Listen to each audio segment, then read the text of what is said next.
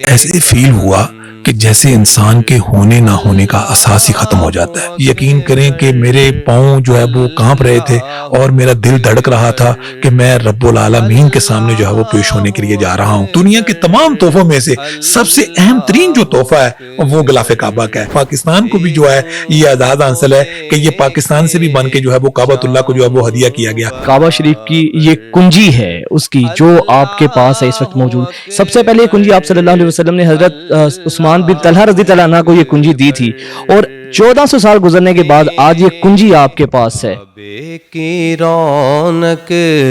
کعبے کا منظر، اللہ اکبر اللہ اکبر۔ پبلک نیوز میں خوش آمدید، میں ہوں آپ کا میزبان وجاہت خان۔ ناظرین، خانہ کعبہ بیت اللہ کی زیارت کا شوق ہر مسلمان کے دل میں بستا ہے، ہر مسلمان کی خواہش ہوتی ہے کہ وہ خانہ کعبہ بیت اللہ کو دیکھ سکے، لیکن بہت ہی خوش قسمت لوگ ہیں، ایسے مسلمان ہیں جن کو خانہ کعبہ بیت اللہ کی نہ صرف اندر سے زیارت کا شرف حاصل ہوا بلکہ وہ وہاں کے جو کنجی بردار ہوتے ہیں، جو وہاں کے کنجی بردار ہیں، اس وقت ڈاکٹر صالح بن زین العابدین ان کے پرسنل سیکرٹری ہیں، کنجی بردار ہیں، اور یہ شرف حاصل ہوا ہے پاکستان کی واحد ایک ایسی شخصیت ہیں جن سے میں آپ کا تعارف کروانے جا رہا ہوں۔ نام ہے ان کا میاں عبد الرحمان صاحب، جن کا پاکستان سے تعلق ہے، اور یہ وہ واحد پاکستانی ہیں جن کو بے شمار دفعہ خانہ کعبہ بیت اللہ کی اندر سے زیارت کا شرف حاصل ہوا۔ میاں صاحب، کتنا رشک آتا ہے آپ کو اپنی قسمت پر کہ اللہ تعالیٰ نے آپ کو زیارت کعبہ کو اندر سے کرنے کا موقع دیا، اور پھر غلاف کعبہ جیسی یہ خوبصورت تبرک جو ہے آپ کے پاس موجود ہے۔ کیسی احساسات، کیسے آپ کے جذبات تھے اس وقت جب آپ کو یہ تحفہ ملا؟ وجاہت بھائی، میں آپ کو سچ سے ایک بات بتاؤں،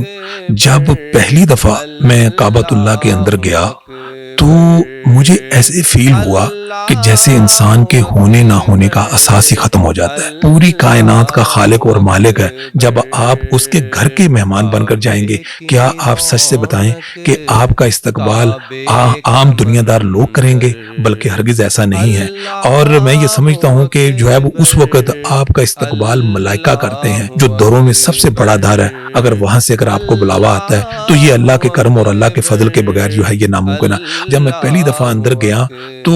اندر انٹر ہوتے ہی جو ہے یقین کریں کہ میرے پاؤں جو ہے وہ کانپ رہے تھے اور میرا دل دھڑک رہا تھا کہ میں رب العالمین کے سامنے جو ہے وہ پیش ہونے کے لیے جا رہا ہوں۔ اور دائیں جانب ایک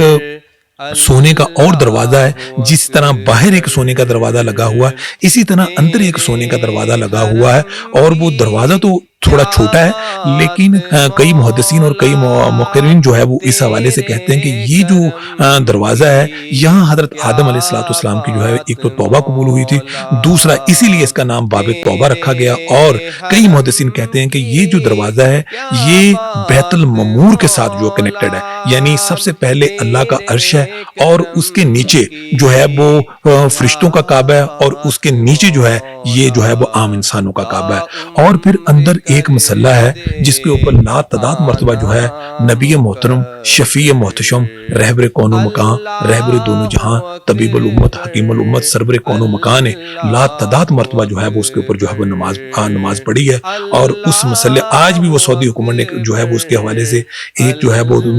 ویڈیو جاری کی ہے، اس کے اوپر باقاعدہ طور پہ جو ہے وہ انہوں نے جو ہے وہ نشانات لگائے ہوئے ہیں، اس مسلح کے اوپر لا تعداد مرتبہ جو ہے وہ نماز پڑھنے کا موقع ملا ہے۔ یہ بتائیے گا غلاف کعبہ تیار کتنے دیر میں ہوتا ہے، اس کی تیاری کے مراحل کیا ہوتے ہیں، اور کس طریقے سے اس کو پھر اوپر چڑھایا جاتا ہے؟ غلاف کعبہ کی تیاری کے لیے ہمیں 670 کلو گرام خالص ریشم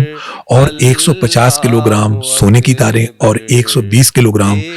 چاندی کی تاریں جو ہے وہ اس میں استعمال ہوتی ہیں، اور مجموعی طور پر جو غلاف کا جو سائز ہے جس 658 مربع میٹر ہوتا ہے، اور غلاف جو ہوتا ہے یہ 47 حصوں کے اوپر جو ہے یہ مشتمل ہوتا ہے، اور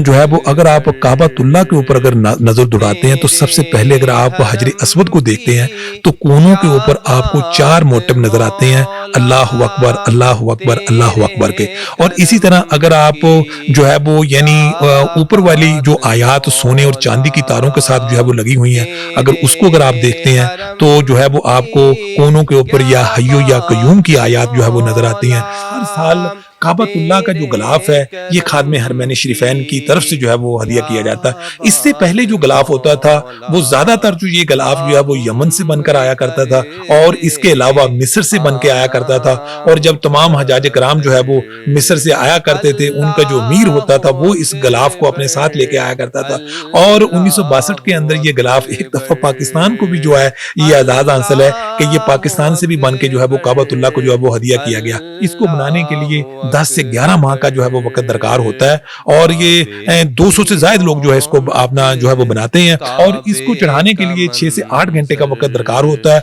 और जो पुराना गलाफ होता है जो काबतुल्लाह के जो सीनियर के जो खरीद बरदार होते हैं उनके हवाले कर दिया जाता है। और फिर पूरी दुनिया में जो खुश नसीब तरीन जो लोग होते हैं वो जो है वो उनको जो है इसके छोटे छोटे पीस जो है वो हदिया किए जाते हैं। दुनिया के तमाम तोहफों में से सबसे अहम तरीन जो तोहफा है वो गलाफ काबा का है। और जब ये मुझे मिला और यकीन करें फिर थोड़ी देर बाद मेरे दिल में एक ऐसी जो है वो हलचल सी महसूस होती मुझे कि फिर मैं इसका दीदार करता और इसकी अहमियत और इसकी जो